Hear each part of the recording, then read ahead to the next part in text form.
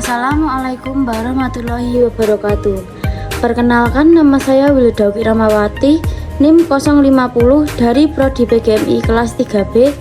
Di sini saya akan menjabarkan materi tentang kelompok sosial, kategori sosial, dan status sosial. Untuk selanjutnya ada pengertian sosial. Kelompok sosial adalah kumpulan manusia yang memiliki kesadaran bersama akan keanggotaan dan saling berinteraksi. Kelompok sosial bertujuan mewujudkan penerapan nilai-nilai sosial yang ada dan dibutuhkan dalam suatu struktur sosial pada suatu masyarakat.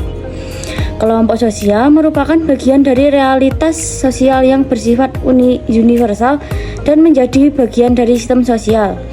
Pembentukan kelompok sosial terjadi pada para anggota masyarakat yang memiliki latar belakang sama serta memiliki kesadaran tentang hubungan yang terjalin di antara mereka.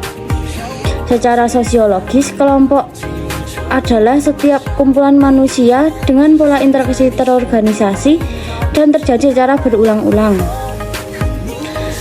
Hakikat keberadaan kelompok sosial bukanlah terletak pada dekatnya jarak fisik, melainkan pada kesadaran untuk berinteraksi.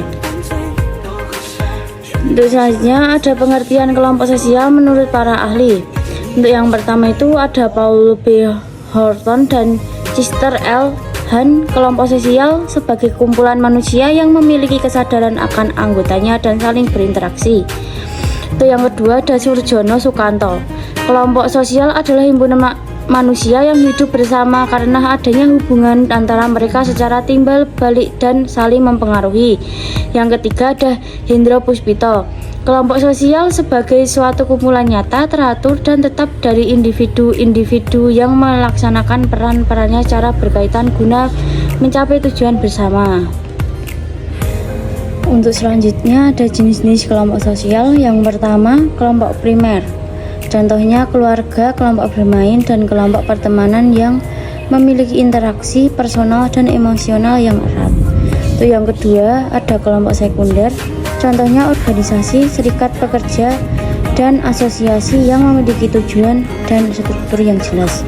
Yang ketiga ada kelompok formal, memiliki aturan, struktur, dan tujuan yang eksplisit seperti perusahaan, sekolah, atau pemerintah. Untuk yang selanjutnya ada ciri-ciri kelompok sosial. Yang pertama, memiliki struktur sosial yang setiap anggotanya memiliki status dan peran tertentu. Yang kedua, memiliki norma yang mengatur hubungan di antara para anggotanya. Yang ketiga, memiliki kepentingan bersama. Dan yang terakhir itu ada interaksi dan komunikasi di antara para anggotanya. Untuk selanjutnya ada syarat-syarat kelompok sosial. Setiap anggota kelompok memiliki kesadaran bahwa ia bagian dari kelompok tersebut. Adanya hubungan timbal balik antar anggota, adanya faktor pengikat seperti kesamaan ideologi, kesamaan kepentingan, atau kesamaan nasib. Terus ada hubungan timbal balik antara anggota yang satu dengan yang lain dalam kelompok itu. Terus selanjutnya ada fungsi kelompok sosial, dapat mengurangi kesenjangan dalam lingkungan baru, sangat berguna dalam pencarian informasi baru, memudahkan pekerjaan, menciptakan suasana demokratis. Selanjutnya pengertian kategori sosial. Kategori sosial adalah pengelompokan anggota masyarakat, baik yang berbentuk dengan sendirinya secara alamiah maupun yang sengaja dibentuk oleh aturan-aturan tertentu dalam kehidupan bermasyarakat atau bernegara. Dalam psikologi, kategori sosial adalah sekumpulan orang yang memiliki karakteristik atau sifat tertentu yang sama, tetapi mereka cenderung tidak berinteraksi satu sama lain secara teratur. Selanjutnya ada karakteristik kategori sosial.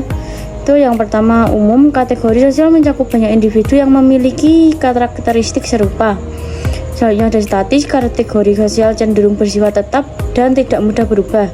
Selanjutnya ada abstrak. Kategori sosial merupakan konsep yang tidak dapat diamati secara langsung.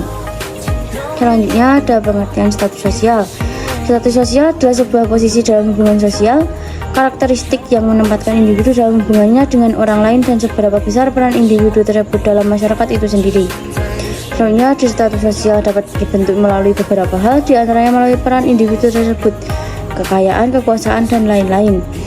Status sosial akan terbentuk seiring dengan berjalannya waktu, dan hal itu akan dibarengi dengan perubahan kondisi sosial dalam masyarakat tertentu. Ada jenis-jenis status sosial. Yang pertama ada askribit, status yang diperoleh secara otomatis sejak lahir, seperti status berdasarkan keturunan atau jenis kelamin. Yang kedua ada aktivit, status yang dicapai melalui usaha individu seperti pendidikan atau prestasi dalam karir. Selanjutnya ada assignate, status yang diberikan oleh pihak lain berdasarkan jasa atau kontribusi individu dalam masyarakat. Selanjutnya ada fungsi status sosial, kontrol sosial, menjaga adat budaya, kebiasaan maupun norma baik yang ada di masyarakat. Disiplin untuk mengetahui hak kewajiban di masyarakat. Sekian materi yang saya jabarkan. Bila ada salahnya, wassalamualaikum warahmatullahi wabarakatuh.